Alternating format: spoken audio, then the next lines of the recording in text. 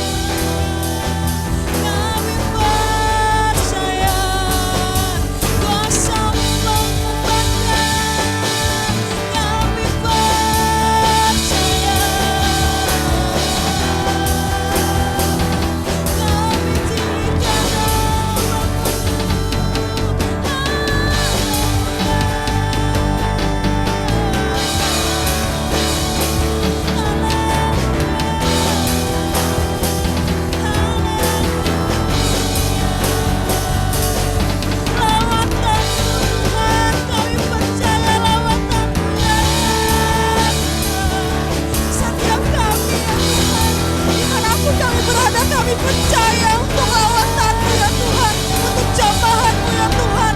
Buat kami ya Bapa, buat kami berapi-api untuk menyembahmu ya Tuhan. Kami percaya ya Tuhan, dimanapun kami berada ya Tuhan, Kau hadir ya Bapa, Kau hadir melawan setiap kami ya Bapa.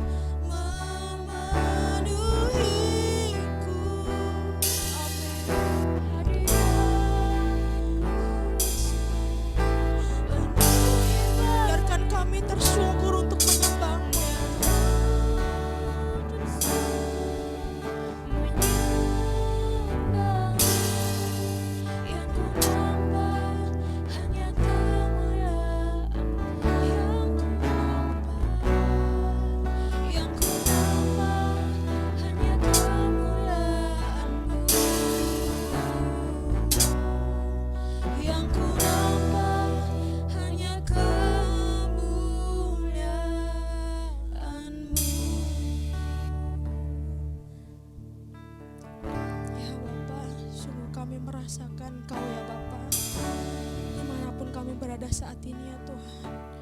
Kami membuka hati kami sungguh haus ya Tuhan untuk beribadah ya Bapa. Kami percaya ya Tuhan, Kau yang terus penuhi kami ya Bapa, Kau yang terus ubah hati kami ya Tuhan. Jangan dibuat iman kami mati ya Tuhan, tapi buat kami terus menyala-nyala ya Tuhan, terus merindukan untuk mencari-Mu, mencari wajah-Mu ya Bapa. Saat ini ya Tuhan, kami berserah diri untuk kami beribadah kepada-Mu ya Tuhan. Berikanlah sukacita surgawi nyata atas kami ya Bapa. Berikanlah setiap firman-Mu juga merema dalam kehidupan kami ya Tuhan. Terima kasih ya Bapa. Ya dalam nama-Mu kami syukur dan berdoa. Amin. Mari bersama-sama kita bangkit berdiri untuk memuji nama Tuhan. Besarlah Tuhan. Besarlah Tuhan dan layak dipuji. Besarlah nama-Nya, kekalah kuasa-Nya.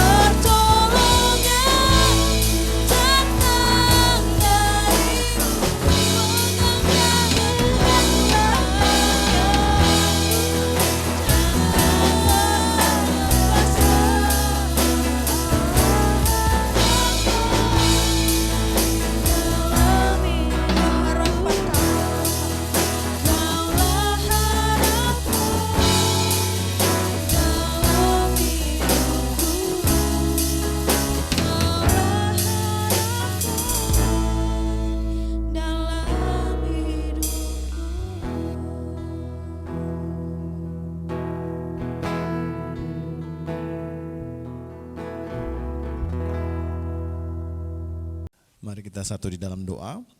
Bapak, kami bersyukur Tuhan untuk hari ini. Terima kasih untuk kebaikan Tuhan, kami bisa beribadah kembali Tuhan walau secara online. Tapi kami percaya Tuhan dapat menjamah kami, melawat kami dimanapun kami berada Tuhan. Dan izinkan hamba-Mu yang akan menyampaikan kebenaran firman-Mu, Engkau urapi, Engkau pakai sebagai alat-Mu Tuhan untuk Engkau nyatakan suara-Mu, isi hati-Mu kepada setiap kami yang mendengarkan firman Tuhan pada hari ini Tuhan. Terima kasih Bapa, di dalam nama Tuhan Yesus, haleluya, amin.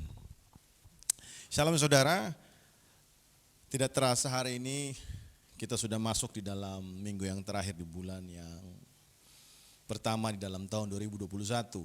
Dan keadaan yang kita lewati, saya percaya bahwa semuanya adalah anugerah Tuhan, kita bisa menikmati hari demi hari.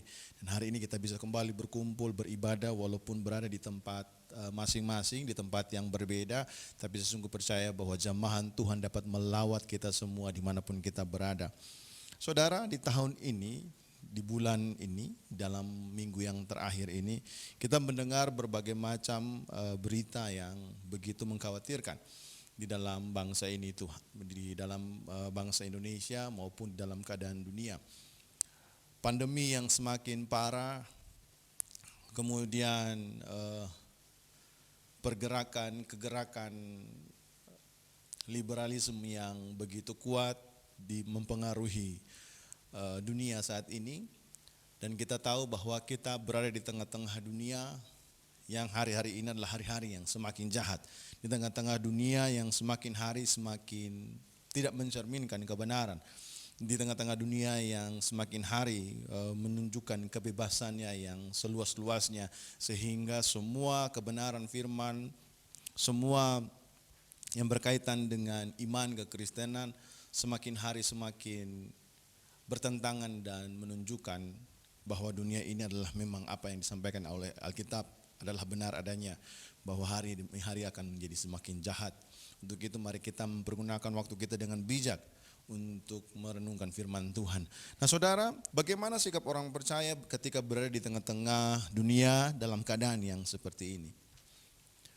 Keadaan di mana pandemi yang semakin meningkat dan kemudian nilai-nilai yang semakin bertentangan dengan iman begitu luas berkembang di tengah-tengah masyarakat. Nah, ini menjadi sebuah pertanyaan besar bagi kita semua sebagai orang percaya yang berada di tengah-tengah dunia yang dalam keadaan yang demikian. Nah, ketika kita merenungkan terkait dengan pengharapan kepada Tuhan dengan situasi keadaan yang ada saat ini di tengah-tengah dunia ini, maka kita harus memiliki sebuah landasan yang cukup kuat untuk bisa berharap kepada Tuhan. Di minggu yang lalu kita belajar bahwa pengharapan kepada Tuhan itu sama dengan kita mengenal Allah.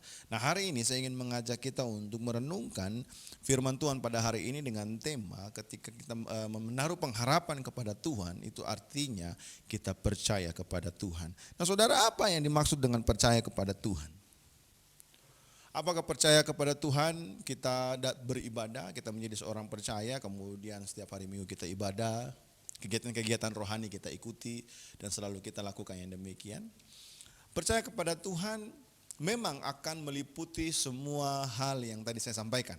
Tetapi jauh melebihi daripada itu. Kenapa? Karena kita tahu bahwa kekristenan bukan hanya sekadar formalitas. Kita beragama, ada rutinitas, ada ritual yang harus kita kerjakan sebagai orang yang percaya kepada Tuhan dan kita kerjakan. Bukan hanya sekedar itu, bukan hanya sekedar formalitas, tetapi adanya relasi hubungan yang terikat antara satu dengan yang lain. Di beberapa waktu yang lalu ketika kita belajar terkait dengan mempelai Kristus, maka kita tahu bahwa ketika kita sebelum menjadi mempelai Kristus dengan terminologi perkawinan orang-orang Yahudi, maka kita ini adalah merupakan tunangan-tunangannya Kristus. Artinya kita sudah milik Kristus dengan sebuah hubungan ikatan yang begitu kuat antara kita dengan Kristus. Nah, artinya percaya kepada Tuhan bukan hanya sekadar dengan formalitas kita sebagai orang percaya.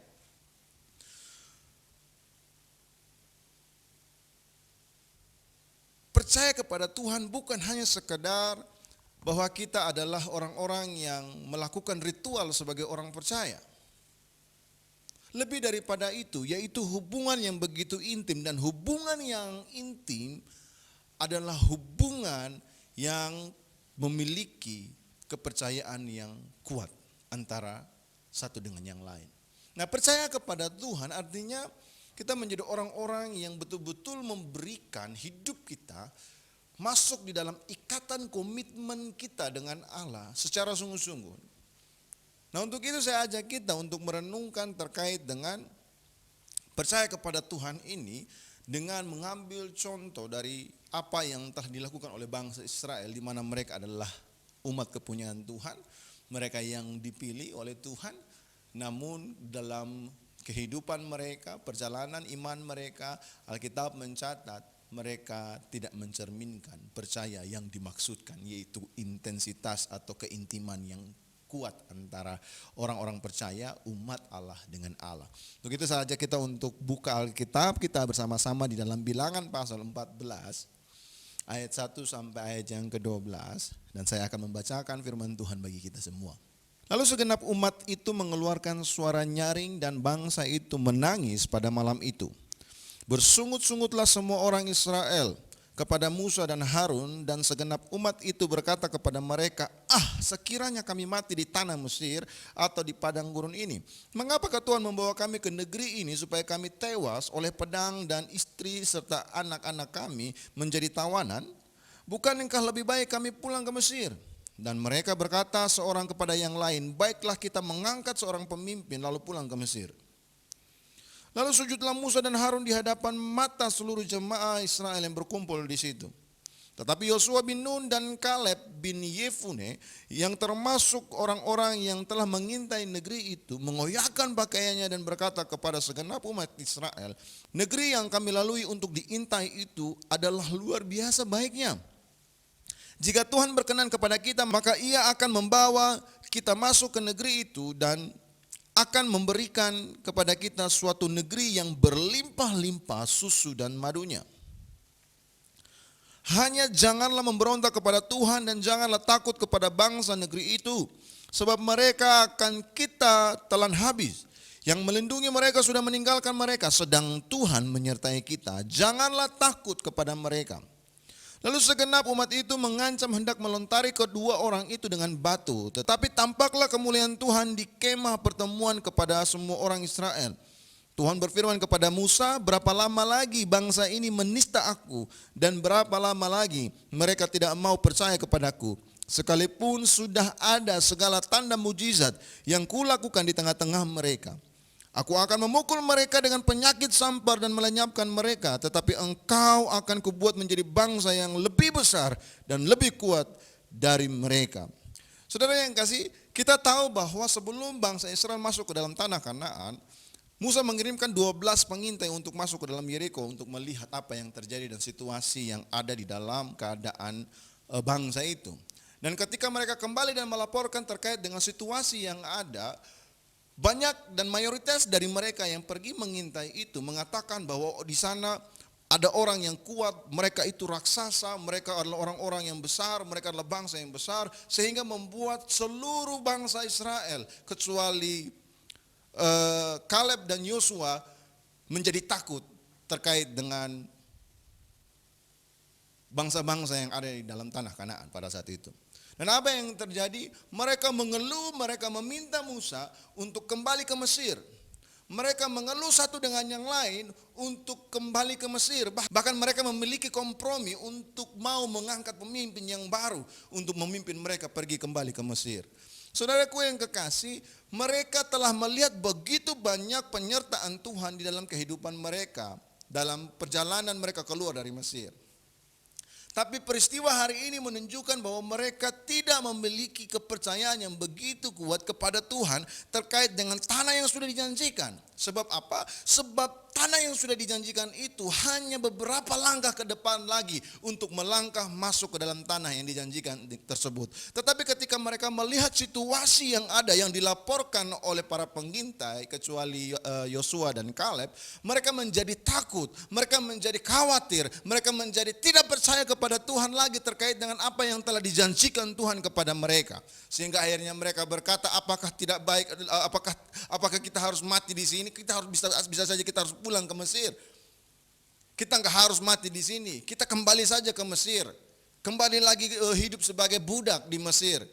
Tidak lagi sebagai bangsa yang merdeka, sebagai bangsa milik kepunyaan Tuhan. Seolah-olah bahwa apa yang telah Tuhan lakukan, penyertaan Tuhan yang Tuhan lakukan dalam hidup mereka sepanjang perjalanan, ketika mereka mengalahkan bangsa-bangsa lain, ketika mereka mengalahkan raja-raja yang lain, ketika mereka mengalahkan orang-orang yang ada di sini yang menghalangi mereka dalam perjalanan mereka, seolah-olah semuanya itu hilang, seolah-olah kuasa Tuhan yang menyertai mereka itu hilang daripada mereka ketika mereka melihat ada orang-orang yang besar, orang-orang yang kuat ketika mereka mendengar kabar yang disampaikan oleh para pengintai tersebut.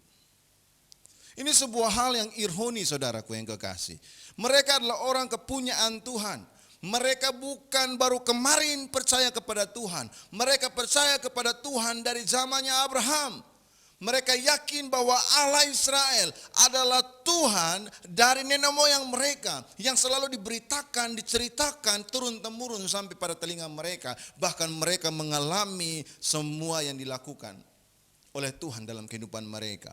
Mereka telah mendengarkan kabar kesukaan besar itu bahwa mereka tidak lagi menjadi budak ketika Tuhan memanggil mereka kepada tanah yang dijanjikan kepada Abraham akan digenapi pada saat itu. Ketika mereka ditebus dengan darah anak domba ketika tulah terakhir yang diberikan itu kepada Mesir pada saat itu. Bukan hanya itu saja. Mereka ketika mereka berjalan, siang mereka kepanasan, Tuhan memberikan tiang awan, malam mereka kedinginan, Tuhan memberikan tiang api kepada mereka untuk melindungi mereka dalam perjalanan mereka. Bukan cuma itu saja, ketika mereka lapar, mereka mendapatkan makanan surgawi yang memelihara hidup mereka. Tapi ketika mereka mendengarkan apa yang disampaikan oleh para pengintai ini, mereka menjadi takut, mereka menjadi khawatir. Nah saudara, percaya kepada Tuhan bukanlah sikap yang demikian, saudaraku yang kekasih. Percaya kepada Tuhan bukanlah terkait dengan situasi yang ada di dalam sekeliling kita. Kemudian kita melupakan semua yang telah Tuhan kerjakan dalam kehidupan kita. Saudara, kita harus mengerti dan melihat bahwa sekalipun kita sudah ditebus dan mengalami kasih karunia dalam kehidupan kita, bisa saja kita menjadi orang-orang yang sama seperti bangsa Israel ini yang dituliskan di dalam Bilangan pasal 14 ini. Kita bisa saja menjadi orang-orang yang bersungut-sungut dalam hidup kita terhadap Allah. Bahkan kita bisa menjadi orang yang memiliki hati yang keras terhadap Allah. Walaupun kita sudah mengalami jamahan Tuhan, mengalami lawatan Tuhan, mengalami pertolongan Tuhan yang Tuhan berikan dalam hidup kita. Nah, bagaimana kita dapat memberikan pengharapan yang besar, mendapatkan pengharapan yang baru di dalam Tuhan? Maka kita harus belajar untuk tidak sama seperti bangsa Israel.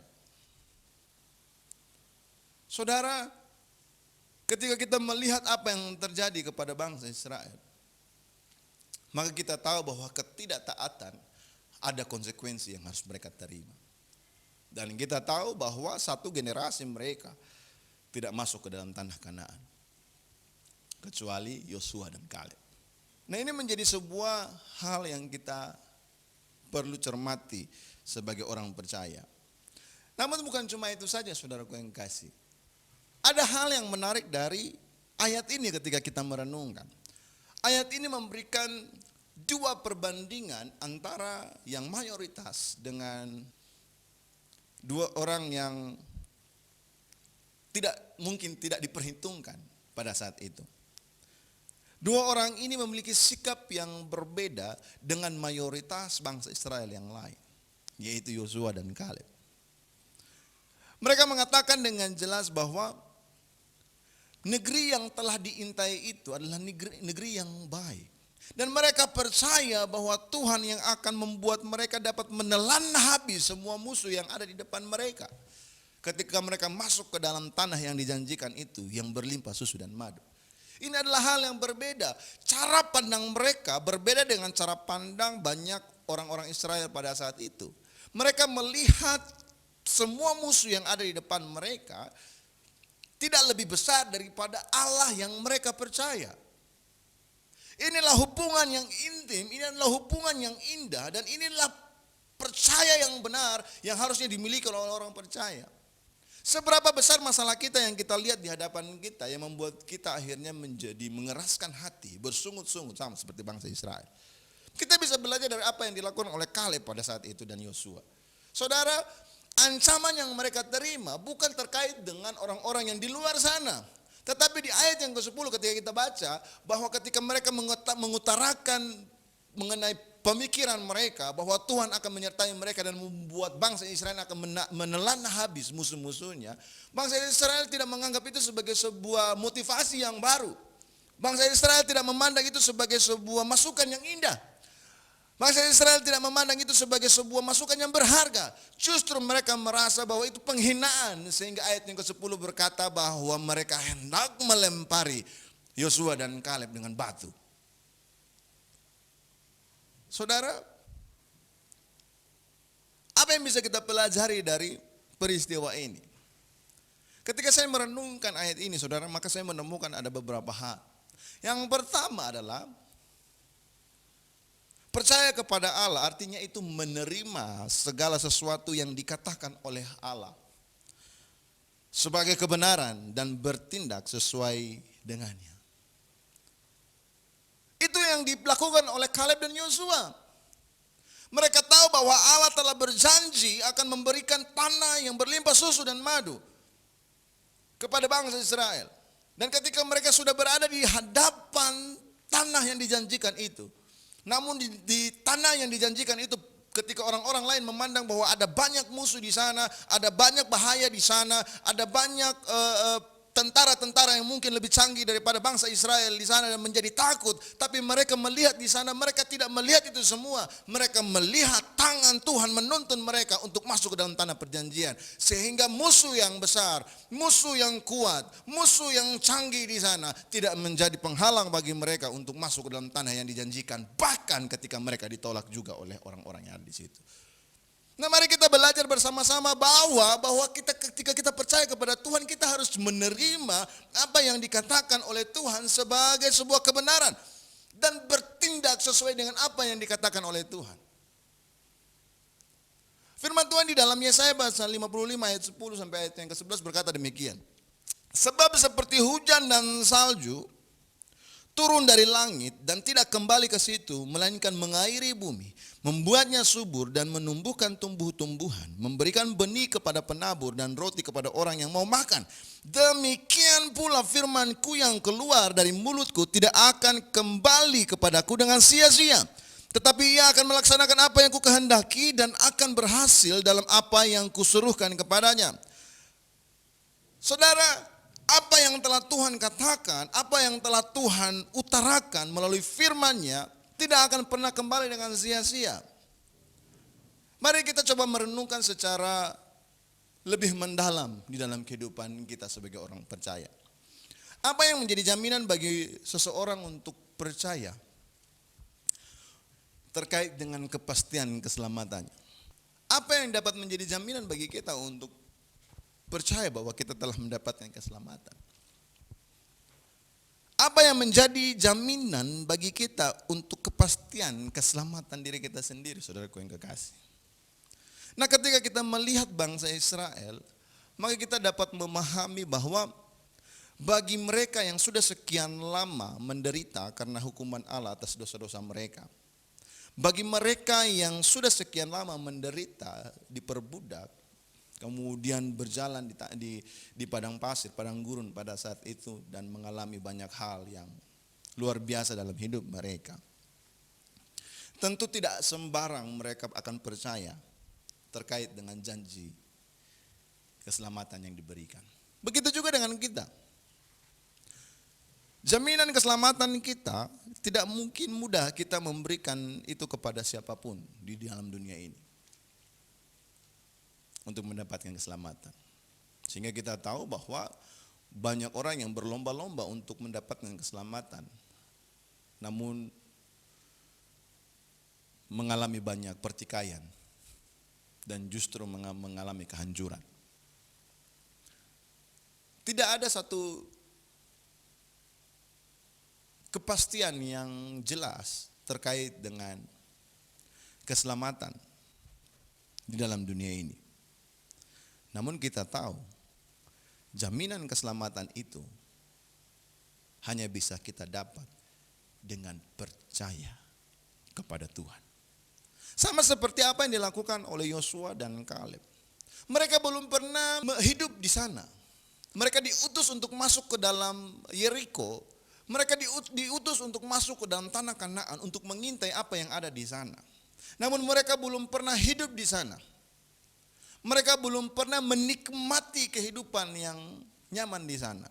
Dan ketika mereka dalam proses pengintaian di sana, mereka bukan masuk sebagai orang-orang yang bersahabat dengan bangsa-bangsa yang ada di dalam tanah Kanaan. Tapi ketika mereka masuk di sana, mereka masuk sebagai bangsa-bangsa yang menjadi musuh daripada bangsa-bangsa di tanah Kanaan pada saat itu. Artinya ketika mereka masuk pun mereka masuk dengan was-was karena ketakutan akan ditangkap. Maka ketika masuk diselamatkan oleh Rahab, disembunyikan di dalam rumahnya, mereka sembunyi dengan benar di situ.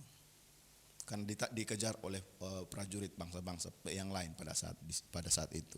Artinya ketika kita percaya kepada Tuhan, saudaraku yang kekasih, jaminannya adalah benar-benar percaya terhadap apa yang disampaikan oleh Tuhan. Dan kita hidup dalam apa yang dijanjikan oleh Tuhan itu kepada kita.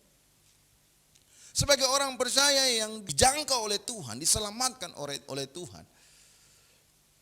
jaminan keselamatan kita hanya adalah ketika kita percaya terhadap janji yang Tuhan berikan kepada kita. Dan mari kita belajar bersama-sama bahwa apa yang telah Tuhan janjikan dalam firman-Nya itu tidak akan pernah kembali dengan sia-sia. Ketika kita menjadi orang percaya, ketika kita melihat atau mendengarkan firman-Nya atau merenungkan firman-Nya, kita harus tahu bahwa firman-Nya itu adalah makanan dan minuman bagi jiwa yang diberikannya sebagai anugerah dalam hidup kita, saudaraku yang kekasih. Untuk itu ketika kita menjadi orang percaya, firman Tuhan menjadi landasan yang kuat dalam hidup kita. Janji-janji akan keselamatan, janji-janji yang Tuhan sampaikan adalah sebuah anugerah yang besar dalam hidup kita. Dan itu menjadi makanan bagi jiwa kita untuk mengalami pertumbuhan dan demi pertumbuhan. Untuk itu jangan sama seperti bangsa Israel yang mengambil alternatif lain apapun itu. Ketika mereka melihat bangsa-bangsa yang besar, ketika mereka melihat musuh-musuh yang kuat, mereka berpikir kembali saja ke Mesir. Ada alternatif di situ, saudaraku yang kekasih. Nah, kalau kita percaya kepada Tuhan, maka kita memegang firman-Nya dan kita hidup di dalamnya. Artinya tidak ada alternatif yang lain. Ketika Tuhan berkata masuk ke dalam tanah Kanaan, tidak ada alternatif untuk kembali ke Mesir. Ketika Tuhan memanggilmu untuk melakukan perkara atau pekerjaan Allah yang Tuhan siapkan bagimu, tidak ada alternatif untuk engkau menolaknya atau memilih yang lain. Kita memegang janji Tuhan, perkataan Tuhan, panggilan Tuhan yang Tuhan berikan dalam hidup kita. Dan kita hidup di dalamnya tanpa ada alternatif yang lain. Jadi ketika Allah berfirman, Dia menyatakan dirinya kepada kita, saudaraku yang kekasih. Firman yang disampaikan kepada kita merupakan bentuk kehadiran Allah bersama-sama dengan kita. Kita tidak dapat memisahkan firman Tuhan dengan pribadi Tuhan. Ketika Tuhan memanggil engkau dalam sebuah karya pelayanan, bukan hanya kata-katanya saja bersama-sama dengan kita, tetapi pribadinya bersama-sama dengan kita, sebab kata-kata tidak dapat dipisahkan dengan pribadinya. Inilah yang diyakini oleh Kaleb dan Yosua. Ketika mereka masuk ke dalam tanah yang dijanjikan itu, walaupun orang melihat musuh yang besar, orang melihat bangsa-bangsa yang kuat, tetapi mereka tahu bahwa mereka tidak berjalan sendiri. Mereka bersama-sama dengan Tuhan dan Tuhan akan memimpin mereka masuk ke dalam tanah yang dijanjikan tersebut. Kemudian kita harus mengerti bahwa firman Tuhan itu jauh melampaui daripada apa yang kita pahami, saudaraku yang kekasih. Dia adalah Allah yang besar. Dia adalah Allah yang menciptakan semesta alam ini. Kita hanya bagian kecil dari semesta alam ini. Untuk itu ketika Dia menyatakan firman-Nya, maka firman-Nya ya dan amin. Dan itu melampaui apa yang kita pikirkan. Melampaui daripada apa yang bangsa Israel pikirkan. Mereka hanya melihat situasi, mereka hanya melihat keadaan bangsa-bangsa yang besar, musuh yang kuat. Sehingga akhirnya mereka melupakan janji Tuhan yang begitu luar biasa dalam hidup mereka. Firman yang dikeluarkan Tuhan tidak akan pernah kembali dengan sia-sia, saudaraku yang kekasih. Dan firman itu adalah firman yang penuh dengan kuasa. Apapun yang Tuhan kehendaki, Dia maha kuasa, saudaraku yang kekasih. Dan Dia sanggup memenuhi apa yang dijanjikannya, apa yang dikatakannya bagi kita. Ketika Tuhan memanggil kita saat ini, hari ini kita berada dalam kehidupan kita. Namun setiap persoalan yang besar dalam hidup kita, kita dapat menaruh pengharapan kepada Tuhan ketika kita percaya kepadanya. Dan ketika kita percaya kepadanya, maka kita akan menjadikan firman-Nya menjadi landasan dalam hidup kita. Dan kita hidup di dalamnya. Kemudian yang kedua, ketika saya merenungkan firman ini, maka percaya kepada Allah itu adalah kita menaruh hidup kita kepada janji-janjinya dan hidup menurut tuntunannya. Di dalam Bilangan pasal 14 ayat 6 sampai ayat yang ke-9, ketika bangsa Israel menjadi takut dan Yosua dan Kaleb pada saat itu datang dan berdiri di hadapan mereka dan mengoyakkan baju mereka dan menyatakan bahwa mereka mampu dan menyatakan bahwa bangsa Israel dapat masuk ke dalam tanah Kanaan karena mereka tidak sendiri. Alkitab mencatat dalam Bilangan pasal 14 ayat 6 sampai ayat yang ke-9 berkata demikian. Tetapi Yosua bin Nun dan Kaleb bin Yefune yang termasuk orang-orang yang telah mengintai negeri itu mengoyakkan pakaiannya dan berkata kepada segenap umat Israel, negeri yang kami lalui untuk diintai itu adalah luar biasa baiknya. Jika Tuhan berkenan kepada kita, maka Ia akan membawa kita masuk ke negeri itu dan akan memberikannya kepada kita suatu negeri yang berlimpah susu dan madunya. Hanya janganlah berontak kepada Tuhan dan janganlah takut kepada bangsa negeri itu, sebab mereka akan kita telan habis. Yang melindungi mereka sudah meninggalkan mereka, sedang Tuhan menyertai kita. Janganlah takut kepada mereka. Saudara, ketika kita percaya kepada Tuhan, maka kita benar-benar menaruh hidup kita kepada janji-janjinya. Sama seperti apa yang dilakukan oleh Kaleb dan juga Yosua. Dia mengatakan bahwa memang bangsa itu besar, tapi yang melindungi mereka telah meninggalkan mereka. Sedangkan kita, Tuhan menyertai kita.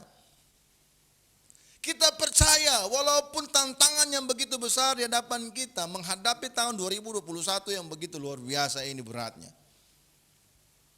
Tapi kita punya Tuhan yang jauh lebih besar daripada itu semua. Kita dapat melewatinya, kita dapat melaluinya karena kita bersama-sama dengan Tuhan yang besar. Karena kita berpegang kepada janjinya dan kita hidup menurut tuntunannya. Ketika bangsa Israel memilih untuk kembali kepada Mesir, Yosua dan Kaleb mau jalan menurut pimpinan Tuhan untuk tetap maju masuk ke dalam tanah yang dijanjikan itu. Dan kita tahu bahwa apa yang terjadi kepada Kaleb, Alkitab mencatat di dalam Yosua pasal yang 14 ketika kita merenungkan dalam saat teduh kemarin, maka Kaleb mendapatkan bagiannya.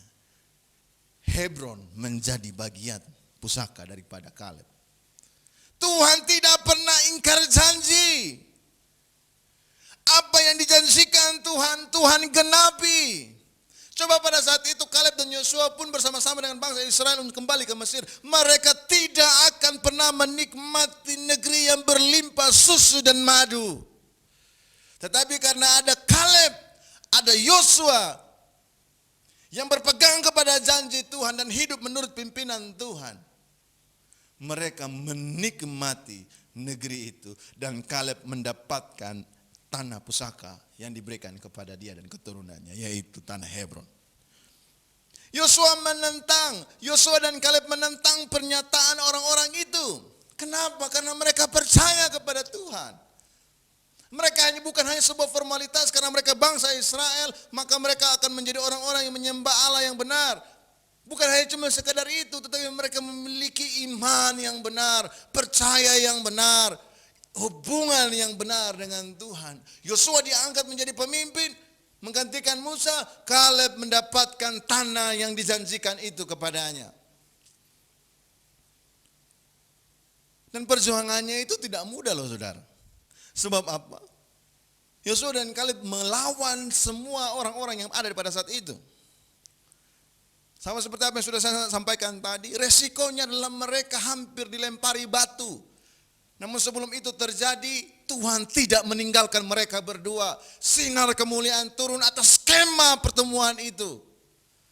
Dan orang-orang yang menolaknya, orang-orang yang mau kembali ke Mesir, mereka mendapatkan ganjaran yang harus mereka terima karena mereka menistakan Tuhan, meragukan Tuhan, tidak percaya kepada Tuhan, tidak mau mengikuti pimpinan Tuhan. Mereka hanya mau mengikuti apa yang mereka anggap itu baik. Mereka hanya mau mengikuti apa yang mereka anggap itu benar. Mereka hanya mau mengikuti apa yang mereka anggap itu berharga bagi mereka. Sehingga akhirnya mereka mau kembali ke Mesir. Padahal Tuhan telah berjanji. Dan janjinya tidak akan pernah kembali dengan sia-sia. Dan apa yang digenapi oleh Tuhan terjadi di dalam generasi setelah generasi yang pertama tadi. Mendapatkan ganjaran mereka masing-masing. Nah, apa yang kita bisa pahami ini ketika kita bisa hidup di dalam janji dan pimpinan Tuhan dalam kehidupan kita. Mungkin kita akan melawan banyak tantangan-tantangan yang ada dalam kehidupan kita. Mungkin banyak orang atau mayoritas dari komunitas kita atau orang-orang yang ada dari sekeliling kita akan mencibir kita, akan menolak kita. Tetapi kita hidup bukan dengan apa yang mereka katakan. Tapi kita hidup berdasarkan janji Tuhan, pimpinan Tuhan, dan tuntunannya di dalam kehidupan kita. Dan yang ketiga adalah ketika kita percaya kepada Allah, maka percaya kepada Allah itu adalah mengasihi Allah dengan segenap hati dan jiwa kita. Di dalam Yosua pasal 24 ayat 15, Yosua mengatakan ini kepada orang-orang Israel pada saat itu. Tetapi jika kamu anggap tidak baik untuk beribadah kepada Tuhan, pilihlah pada hari ini kepada siapa kamu akan beribadah. Allah yang kepadanya nenek moyangmu beribadah di seberang sungai Efrat, atau Allah orang Amori yang negerinya kamu diami ini. Tetapi aku dan seisi rumahku akan beribadah kepada Tuhan. Saudara, hidup ini adalah pilihan. Itu adalah kata pepatah kuno yang memberikan pencerahan bagi kita. Dan itu benar adanya. Tuhan menciptakan kita dengan memberikan kehendak untuk kita dapat memilih. Dan kita dapat bebas untuk menentukan pilihan kita. Kita bukan robot yang berjalan dengan remote control atau program komputer yang telah disetting dalam hidup kita. Tapi kita punya pilihan-pilihan yang harus kita pilih dalam hidup kita. Dan pilihan-pilihan yang dapat kita pilih itu mengandung konsekuensi yang dapat kita terima dalam kehidupan kita. Namun pilihan beribadah kepada Tuhan bukan semata-mata kerajinan kita untuk melakukan ibadah, saudaraku yang kekasih. Tetapi pilihan kita untuk percaya kepada Tuhan adalah di mana kita menundukkan diri kita di hadapan Allah dalam ketaatan kita kepada Allah. Dan itu adalah ibadah yang sejati. Bangsa Israel selepas mereka masuk ke dalam tanah Kanaan dan hidup dengan bangsa-bangsa yang ada pada saat itu, sampai Yosua mengeluarkan pernyataan ini adalah ketika mereka tidak setia kepada Allah. Mereka sudah melewati tantangan yang begitu luar biasa, masuk ke dalam tanah yang dijanjikan oleh Tuhan, mendapatkan warisan yang diberikan kepada keturunan mereka. Tetapi ketika mereka hidup di situ, mereka tidak hidup dengan lebih baik. Banyak mereka yang berlaku menyimpang dan meninggalkan Tuhan. Tetapi mari kita belajar daripada Yosua. Yosua orang yang percaya kepada Allah. Dan percaya kepada Allah itu, dia menunjukkan bahwa dia mengasihi Tuhan dengan segenap jiwanya, dengan segenap hatinya kepada Tuhan. Kalau kalian mau milih Allah yang lain, mau menyembah Allah yang lain, silakan. Tapi aku dan seisi rumahku akan tetap menyembah Allah yang benar. Saudara, banyak kita dapat percaya kepada Tuhan dan menaruh pengharapan kepada Tuhan ketika kita banyak masalah. Tapi ketika kita sudah tidak lagi punya banyak masalah, kita banyak diberkati, cenderungnya banyak juga yang akhirnya meninggalkan Tuhan. Dan itu konsekuensi yang harus kita terima terkait pilihan yang kita punya. Namun orang yang percaya kepada Allah, dia mengasihi Allah sepenuhnya. Dia mengasihi Allah, bergantung kepada Allah bukan hanya pada saat dia berada dalam masalah. Dia bergantung kepada Allah bukan hanya ketika dia berada dalam kesulitan. Dia bergantung kepada Allah bukan hanya sekedar dalam keadaan-keadaan tertentu. Ketika dia percaya kepada Allah, dia mengasihi Allah dalam segala situasi, dalam segala keadaan, dalam segala apa yang dia alami, baik dalam keadaan duka maupun dalam keadaan sukacita. Dia tetap menundukkan dirinya kepada Allah. Itu adalah pilihan kita untuk menjadi orang percaya. Dan ketika kita percaya kepada Allah, kita mengasihi Allah, artinya kita menundukkan diri kita kepada Allah dalam kehidupan kita.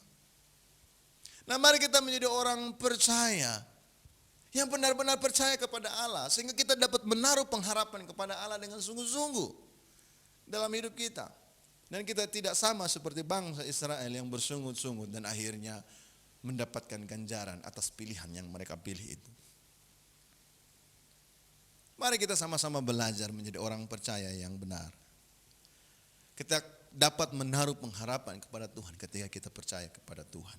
Dan melalui firman Tuhan ini, bilangan pasal 14 ayat 1-12 ini kita dapat belajar bahwa yang pertama, percaya kepada Tuhan adalah kita menerima segala sesuatu yang Tuhan katakan kepada kita sebagai sebuah kebenaran. Dan kita hidup bertindak sesuai dengan kebenaran itu sendiri. Kemudian kita dapat belajar bahwa percaya kepada Tuhan adalah kita menaruh hidup kita kepada janji-janji Tuhan tadi dan hidup menurut jalan yang telah Tuhan siapkan bagi kita. Dan kemudian yang ketiga, kita dapat belajar bahwa percaya kepada Tuhan adalah kita benar-benar mengasihi Dia dengan segenap hati dan jiwa kita di dalam segala situasi yang kita alami. Untuk itu mari kita memandang tahun 2021 ini dengan iman yang benar di hadapan Tuhan. Mari kita sama-sama tundukkan kepala dan kita satu di dalam doa. Bapak, terima kasih Tuhan untuk kebaikan Tuhan dalam hidup kami. Kami mau sama seperti Yosua dan Kaleb. Ketika situasi di sekeliling kami menunjukkan hal yang begitu mengkhawatirkan. Tapi kami percaya Tuhan menyertai kami. Kami mampu melewati segala situasi, tantangan dan rintangan di tahun ini. Kami yang saat ini dalam keadaan susah, kami yang saat ini dalam keadaan lemah, Tuhan memberikan kekuatan baru, memberikan penghiburan bagi kami untuk kami dapat melewatinya. Kami sungguh percaya, kami tidak berjalan sendiri. Kami mau hidup sebagai orang-orang yang benar-benar percaya kepada Tuhan, di mana kami hidup menurut pimpinan Tuhan, di mana kami hidup dengan berpegang kepada janji-janji Tuhan, dan di mana kami hidup sebagai orang-orang yang mengasihi Tuhan dalam kehidupan kami. Terima kasih Bapak, di dalam nama Tuhan Yesus. Haleluya. Amin.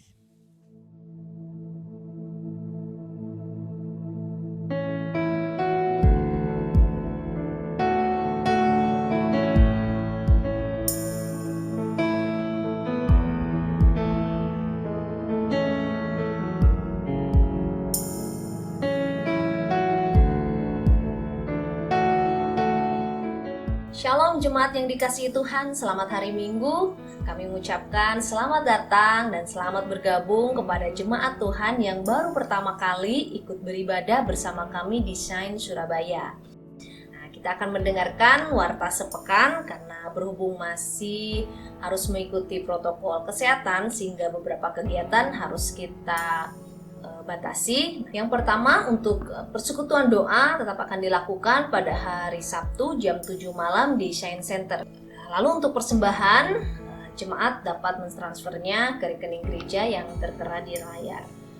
Ya, mari tetap semangat, tetap optimis, dan selalu mengikuti protokol kesehatan dengan menjaga jarak, menggunakan masker, dan secara rutin mencuci tangan. Ya, mari kita terus bertumbuh di dalam kasih Tuhan dan menjadi gereja yang mencintai Tuhan dan kasih sesama. Saya undang untuk berdiri dan mari angkat kedua tanganmu dan terimalah berkat dari Tuhan. Tuhan memberkati engkau dan melindungi engkau. Tuhan menyinari engkau dengan wajahnya dan memberikan engkau kasih karunia. Tuhan menghadapkan wajahnya kepadamu dan memberi engkau damai sejahtera.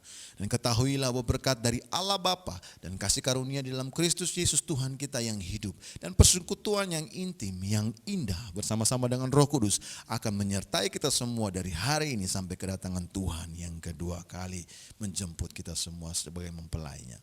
Dan kami klaim berkat ini hanya di dalam nama Bapa, Putra, dan Roh Kudus. Di dalam nama Tuhan Yesus.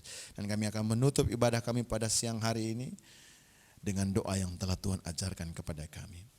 Bapa kami yang di surga, dikuduskanlah namamu, datanglah kerajaanmu, jadilah kehendakmu di bumi seperti di surga. Berikanlah kami pada hari ini makanan kami yang secukupnya. Dan ampunilah kami akan kesalahan kami seperti kami juga mengampuni orang yang bersalah kepada kami. Dan janganlah membawa kami ke dalam pencobaan, tetapi lepaskanlah kami daripada yang jahat. Karena engkaulah yang punya kerajaan, kuasa, dan kemuliaan sampai selama-lamanya. Amin.